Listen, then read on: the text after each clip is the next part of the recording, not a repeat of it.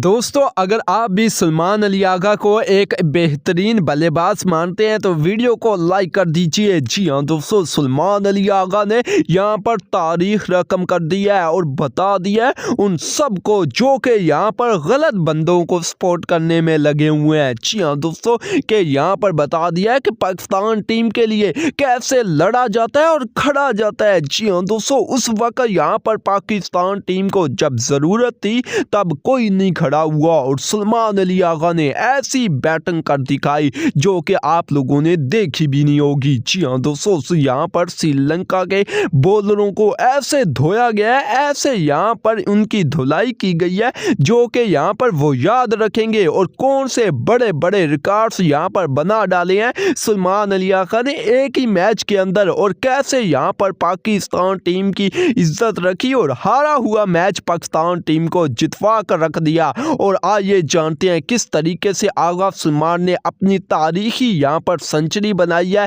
Century बनाने के बाद इसने क्या कुछ कह डाला यहाँ पर सेंचुरी के बारे में और उन लोगों को यहाँ पर बताया है जो कि यहाँ पर सलमान अली आगा की हार के इंतजार में बैठे थे। जी हाँ दोस्तों, मुकम्मल तफसीलात देते हैं, यानी कि यहाँ पर आगा सलमान ने कौन से तारीखी कारनामे सारे अंजाम दिए हैं, कैसी बैटिंग की है और यहाँ पर बैटिंग करने के बाद यानी कि सेंचुरी बनाने के बाद यहाँ पर इसका कौन सा बड़ा हैरत अंगेज बयान आया है वो भी आप लोगों को इसी वीडियो में सुनाते हैं। तो सबसे पहले यार आगा सलमान की लाजवाब यहाँ पर परफॉर्मेंस और पाकिस्तान टीम की जीत के लिए एक लाइक बनता है, तो वीडियो को कर दीजिए लाइक। चैनल पर अगर आप फर्स्ट टाइम है तो चैनल को भी सब्सक्राइब कीजिए ताकि इस तरह की मजीद अपडेट्स आप लोगों तक बआसानी से आ सकें। अब वीडियो को बगैर टाइम ज़ाया किए स्टार्ट करते हैं। तो बताते चलिए, यहाँ पर पाकिस्तान टीम ने की है पहले बैटिंग, और पहले बैटिंग कोई खुशी से नहीं की बल्कि यहाँ पर यानी कि श्रीलंका के कप्तान ने टॉस जीता है। जी हाँ दोस्तों, यहाँ पर टॉस जीतकर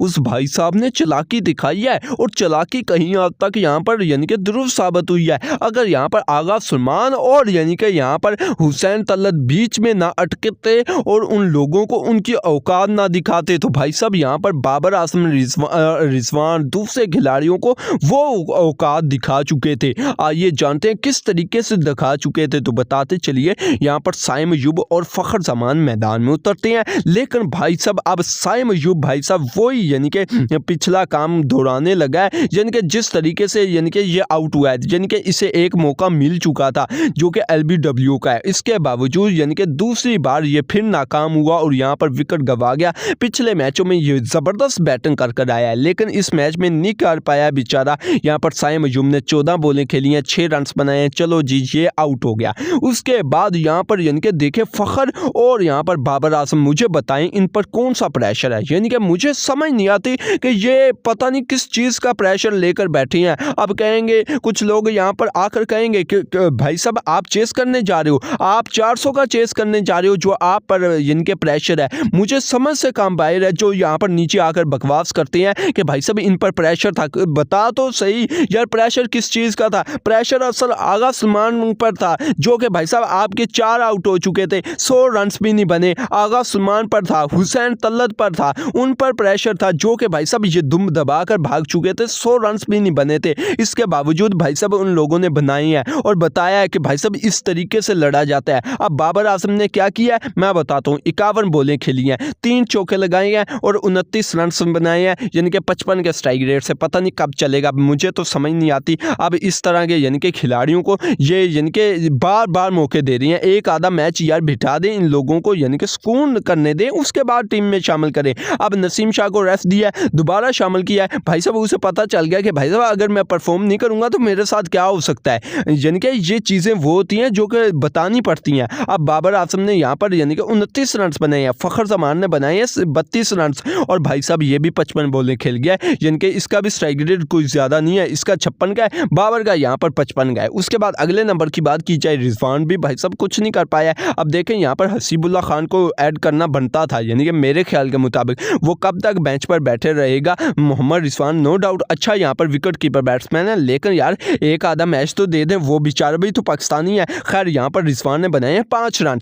उसके बाद जब 4 आउट हो गए पाकिस्तान टीम के, तकरीबन यहाँ पर 90 रन भी नहीं बने थे पाकिस्तान टीम के, तो यहाँ पर आगा सलमान और हुसैन तलत आते हैं मैदान में और आते हैं छा जाते हैं। भाई साहब इस तरीके से लड़ा जाता सकता है। देखें बेशक यहाँ पर हुसैन तलत को हमने जो कुछ भी बोला है, लेकिन आज इसने सबका सिला दिया और बताया कि भाई साहब मैं ये खेलूंगा और खेल कर दिखाऊंगा, और दिखाया भी है। देखें यहाँ पर हुसैन तलत और यहाँ पर आगा सलमान की जो पार्टनरशिप बिल्ड हुई है ना भाई साहब, तारीखी पार्टनरशिप बिल्ड हुई है, और दोनों ने यहाँ पर ज़बरदस्त तरीके से बैटिंग करते हुए श्रीलंका की ऐसी धुलाई की है कि वो सदियों तक याद रखेंगे। यहाँ पर दोनों ने यहाँ पर 50 मुकम्मल की, और यहाँ पर हुसैन तलत 62 रन बनाकर 100 यानी कि 1 के स्ट्राइक रेट से तकरीबन 100 के लगभग स्ट्राइक रेट से यहाँ पर 1 छक्का 6 चौकों की मदद से 62 रन बनाकर आउट हो जाता है। जिसके बाद यहाँ पर नवाज आता है, और नवाज आए भाई साहब छाए ना, ये हो ही नहीं सकता। नवाज आता है, छा जाता है, चौके छक्के भाई साहब लगाने शुरू कर देता है। दूसरी जानब यहाँ पर